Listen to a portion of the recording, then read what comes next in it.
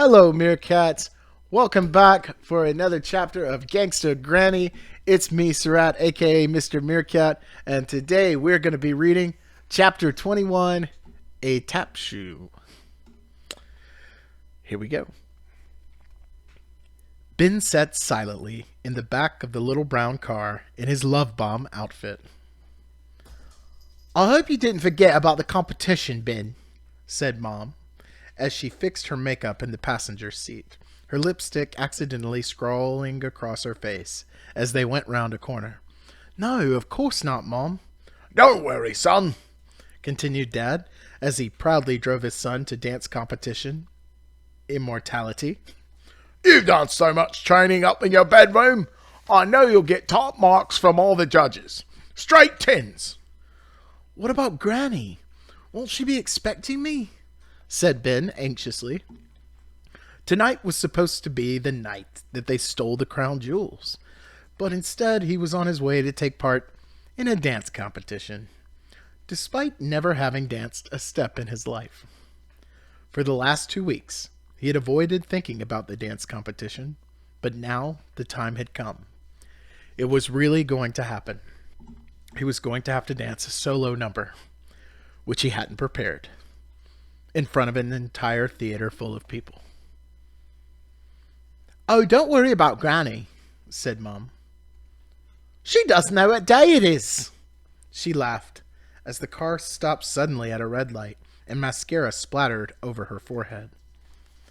They arrived at the town hall. Ben saw a rushing river of multicolored lycra making its way into the building. If anyone at school found out he'd entered, he would never live this down.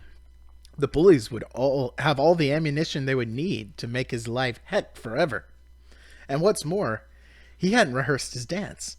Not even once. He didn't have a clue what he was going to do on stage. This was a competition to find the best junior dancers in the local area.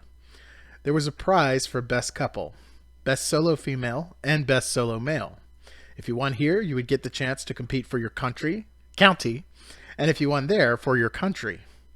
This was the first step on the road to international dance superstardom. And the host for the evening was none other than Strictly Stars dancing heartthrob and his mom's favorite, Flavio Flavioli. It's wonderful to see so many beautiful ladies here tonight, he purred in his Italian accent. Flavio looked even more shiny in real life. His hair was slicked back, his teeth were dazzlingly white, and his outfit was as tight as cling film. Now, are we ready to rumba? The crowd all screamed, Yes! Flavio can't hear you. I said, are you ready to rumba?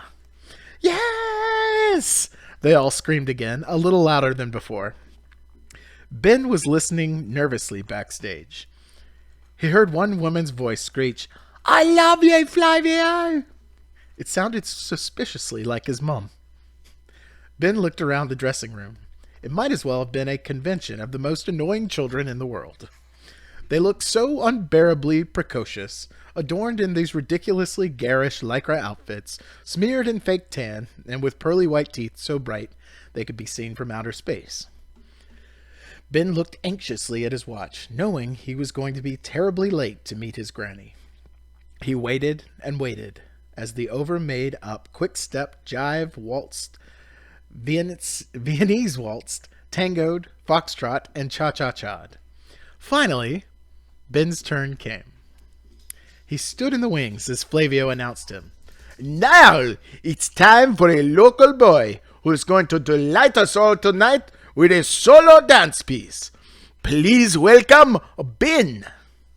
Flavio glided off the stage as Ben plodded on, his lycra love bomb outfit riding uncomfortably up his bottom. Ben stood alone in the middle of the dance floor. A spotlight shone on him. The music started up. He was praying for some sort of escape from this. He would have been happy with anything at all, including a fire alarm, An earthquake, World War III, another ice age, a deadly swarm of killer bees, a meteor from outer space hitting Earth and spinning it off its axis, a tidal wave, Flavio Flavioli being attacked by hundreds of flesh-eating zombies, a hurricane or tornado. Ben didn't really know the difference, but either would do.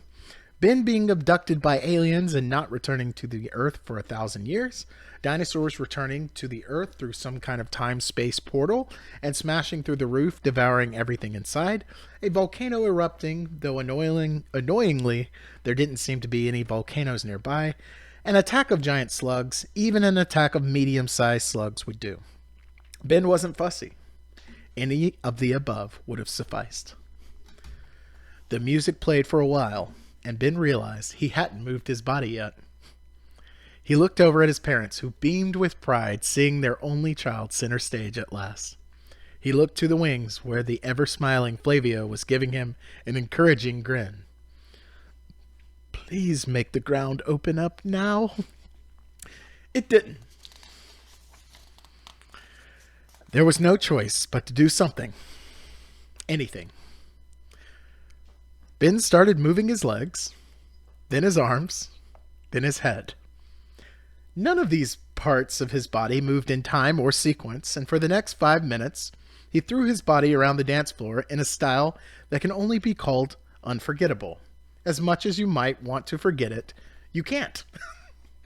Ben tried to jump at the end, just as the music stopped, and he fell to the floor with a thud. There was a silence. Deafening silence. Then Ben could hear the sound of one pair of hands clapping. He looked up. It was his mom. Then another pair of hands joined in. It was his dad. For a few seconds, he thought it might be one of those moments you see in a film when the underdog triumphs against all the odds, that soon everyone in the hall would be on their feet cheering and applauding this local boy who had at last made his loved ones proud and at the same time reinvented dancing forever. The end. Well, no, that's not what happened. After a few moments, his parents felt embarrassed to be the only people applauding and stopped. Flavio returned to the stage. Well, that was... For the first time, the Italian heartthrob seemed lost for words. Judges, can we have your scores for Ben, please? 0, said the first. 0. 0. Only one more judge to go. Could Ben make it 4 zeros? But the final judge must have felt sorry for the sweaty little boy in front of her, who had shamed his family for generations with his epic display of talentlessness. She shuffled her scoring paddles under the desk. 1, she announced. There were loud boos and jeers from the audience, so she corrected her score. I am sorry, I mean 0, she said, holding up her original choice of paddle. Slightly disappointing scores from the judges there, said Flavio, still trying hard to smile. But young Ben, all is not lost. As the only boy who entered the solo male category tonight, you are therefore the winner. May I present you with this solid plastic statuette? Flavio picked up a cheap-looking trophy of a dancing boy and presented it to Ben. Ladies and gentlemen, boys and girls, a round of applause for Ben! There was silence again. Even Mom and Dad didn't dare to clap. The boos started, then the jeers and catcalls. Shouts of, shame on you! No! And fix! Flavio's perfect smile began to crack. He leaned down to Ben and whispered in his ear, You'd better get out of here before you get lynched.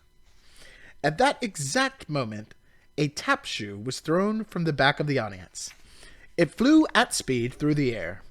It was probably aimed at Ben, but instead, it hit Flavio right between the eyes, and he fell to the ground unconscious. Time to make my excuses and leave, thought Ben. And that was the end of chapter 21, A Tap Shoe. And now we know very well why that chapter was called A Tap Shoe. And goodness gracious, we hope Flavio is all right. Right? Right? Anyway, Thanks for joining me for another great chapter of Gangsta Granny by David Walliams. And I will see you next time on Surratt on YT. Make sure to subscribe, and next time I'll see you for chapter 22. Bye!